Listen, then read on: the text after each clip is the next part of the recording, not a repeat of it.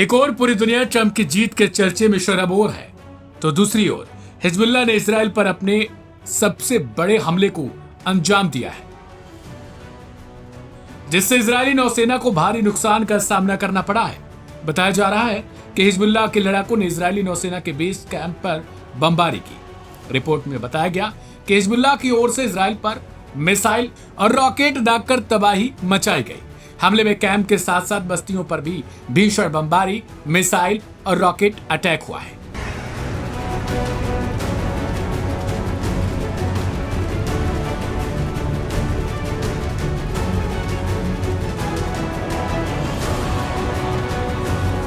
इस बमबारी के कारण मौके पर चीख पुकार मच गई।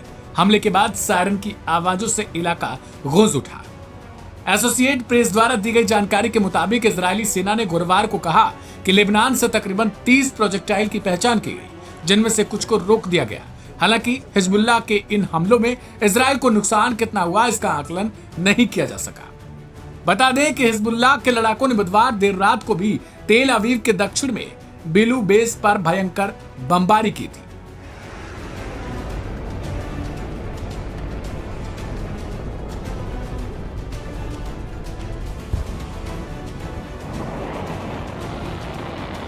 यह पहली बार था जब हमलावर ड्रोनों का एक दस्ता लॉन्च किया गया हो, जिसके बाद इजराइल की ओर से इन हमलों की जांच की जा रही थी।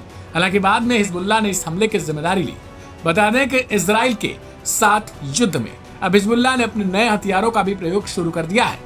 ये नए हथियार ऐसे हैं जिनका तोड़ भी इजराइल के पास उस तौर पर नहीं है, जैसे वो हवा में ही बैलिस्टिक मिसाइलों को इंटरसेप्ट कर लेता है।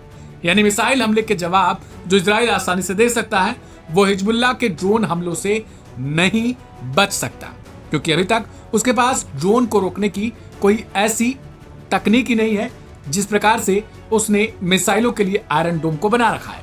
बता दें कि लेबनान से तेल अवीव की ओर 170 रॉकेट दागे गए थे। बुधवार को इस रॉकेट हमले में इजराइल को भारी नुकसान की भी उम्मीद थी।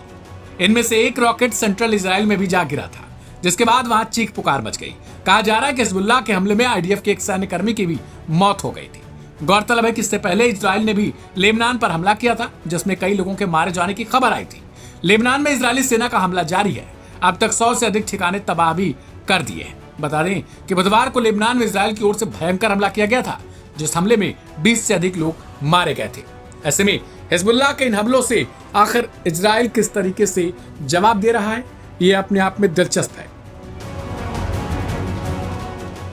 बता दें कि फिलहाल अमेरिकी राष्ट्रपति चुनाव में डोनाल्ड ट्रंप के जीतने के बाद से उम्मीद जताई जा रही है कि इजराइल और दूसरे देशों के साथ जारी उसके तनाव को कम किया जा सकता है, क्योंकि ट्रंप ने अपने चुनावी प्रचार के दौरान कहा था कि युद्ध को वो रुकवा देंगे। ऐसे में क्या भविष्य में कुछ इस तरीके की भी खबर आएगी, ये देखना अपने आप में दिलचस्प है।